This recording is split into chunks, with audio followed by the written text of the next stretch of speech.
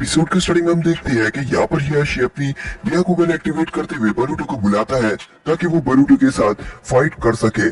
क्योंकि हमेशा चांसेस रहते हैं कि फाइट करते समय ही ब्याकुगन एक्टिवेट होती है। तभी हम देखते हैं कि यहाँ पर हिनाबी कहती है कि आप नहीं, अगर आप उसके साथ लड़ोगे तो आप क्या पता पूरी शक्ति के साथ लड़ोगे और शायद उसे चोट पहुंच जाए, तो शायद वो आपसे थोड़ी बातें ना करे या फिर आपको पसंद ना करे, इसलिए मैं करूंगी। जहाँ पर हम देखते हैं कि यहाँ पर वो हिनाबी के साथ अभी फाइट करने वाला है, जिसके बाद हम देखते हैं कि बरूटो यहाँ पर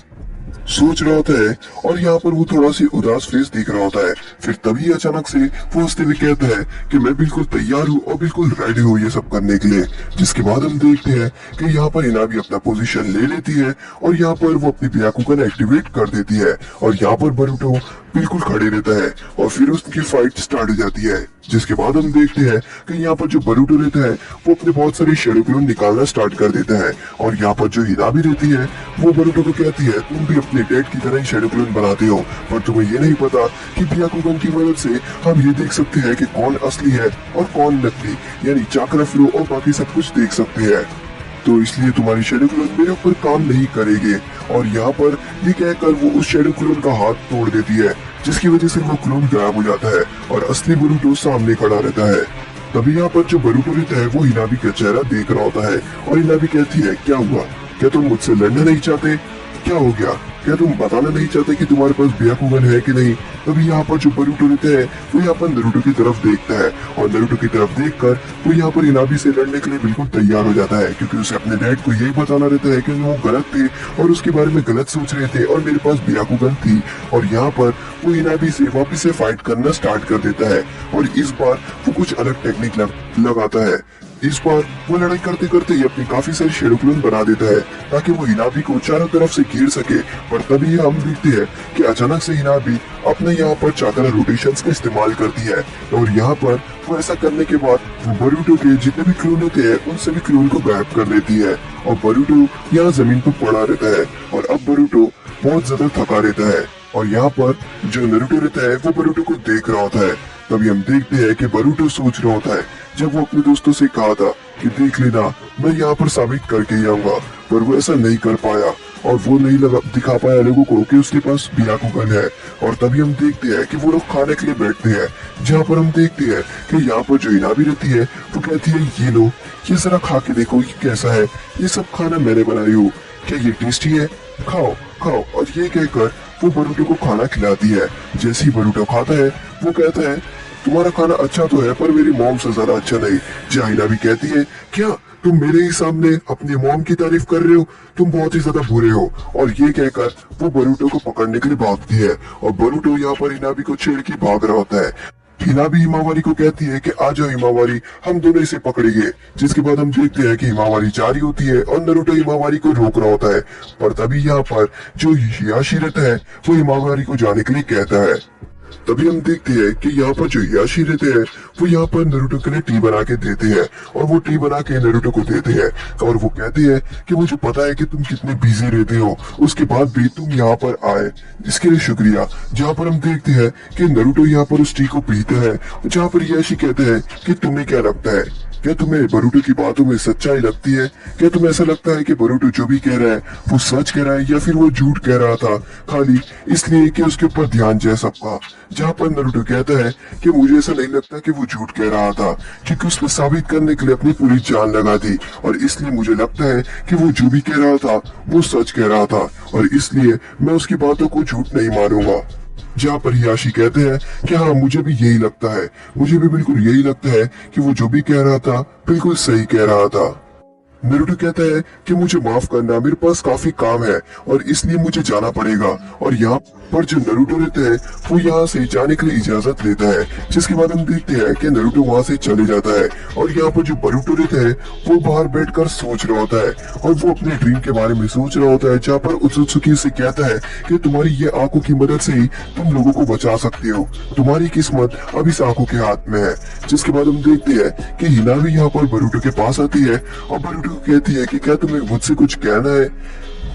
क्या तुम्हें कोई अपनी बात शेयर करनी है तो तुम मुझसे कर लेना, और हमेशा बेझिझक मुझसे कभी भी कुछ भी बात रहेगी वो कह देना, या कभी तुम्हें घर पे डांट दिया या मॉम कभी कुछ कह दी तो तुम यहाँ पर आ जाना, हम दोनों यहाँ पर मजे करेंगे। जिसके बाद हम देखते हैं कि बरूटो यहाँ पर आसमान में देख रहा होता है और वो यही सोच रहा होता है कि आखिर वो ब्याकुगन है कि क्या है जिसे वो एक्टिवेट करने में कामयाब नहीं रहा। जिसके बाद हम देखते हैं कि यहाँ पर जो बरूटो रहता है वो यहाँ पर रात में टहलने के लिए बाहर निकलता है। तभी यहाँ पर बरूटो की नजर कागेमासा के पोस्टर पे जाती है और यहाँ पर वो कागेमासा के पोस्टर के नीचे जो लिखा रहता है वो सभी चीजें पढ़ रहा होता है। तभी वहाँ सारादा आती है और वो कहती है कि कागेमासा के आगे के पार्ट्स नहीं बनने वाले हैं। जहाँ पर बरूटो कहता है कि हाँ मुझे पता है, और वो कहती है कि क्या पता है क्यों, कि कागेमासा के आगे के पार्ट नहीं आने वाले हैं। तभी यहाँ पर बरूटो सारादा को देख ही रहा होता है कि अचानक से सारादा के बाजू में से कोई गुजरता है, जिसको देखकर बरूटो की आंखें एक्टिवेट हो जाती है और उसकी आंख चेंज हो जाती है। जिसके बाद यहाँ पर वो उस पर्सन को देख पा रहा होता है जिसे उस शैडो ने कंट्रोल कर लिया होता है। जो पर्सन रहता है वो आगे की तरफ जा रहा होता है और यहाँ पर वो एक कंस्ट्रक्शन साइट के पास आ जाता है। बरूटो उसका पीछा करते हुए आगे बढ़ रहा होता है, जिसको देखते हुए सारादा भी आगे आ रही होती है। तभी हम देखते हैं कि बरूटो यहाँ पर आते हुए चिल्लाता है कि यहाँ पर कोई है। तभी हम देखते हैं कि एक मोटा सा आदमी बाहर आता है, जिसको देखकर बरूटो कहता है ये क्या, तुम मोटे से आदमी और तुमने ये क्या कागेमासा के कॉस्ट्यूम पहना है। जहाँ पर वो मोटा से आदमी कहता है कि मैं ही कागेमासा हूँ, मैंने कोई कॉस्ट्यूम नहीं पहना हूँ, मैं ही कागेमासा हूँ। जहाँ पर बरूटो सोचता है कि असली कागेमासा तो बहुत ज्यादा पतला, बहुत ज्यादा स्मार्ट दिखता है, और यहाँ पर बरूटो कहता है तुम कागेमासा नहीं हो सकते, असली कागेमासा तो बहुत ही ज्यादा सुंदर और बहुत ही ज्यादा स्मार्ट, हैंडसम और पतला है, तुम बहुत ही ज्यादा मोटे और अजीब हो, तुम कागेमासा नहीं हो सकते। और ये सुनकर तभी हम देखते हैं कि जो सामने खड़ा आदमी रहता है वो जोर से जमीन पर जम मारता है और कहता है सभी लोगों को यही लगता है कि मैं कागेमासा नहीं हूँ, पर मैं ही हूँ कागेमासा, ये देखो वो कागेमासा मैं ही हूँ। उन प्रोडक्शन वाले लोग ने भी मुझे इससे निकाल दिया, मैंने उन लोगों को कहा था कि मैं बिल्कुल वैसा हो जाऊंगा जैसा मैं नॉर्मल हुआ करता था, फिर भी उन लोगों ने मुझे निकाल दिया। जहाँ पर बरूटो कहते हैं कि क्या तुम ही सच में कागेमासा हो,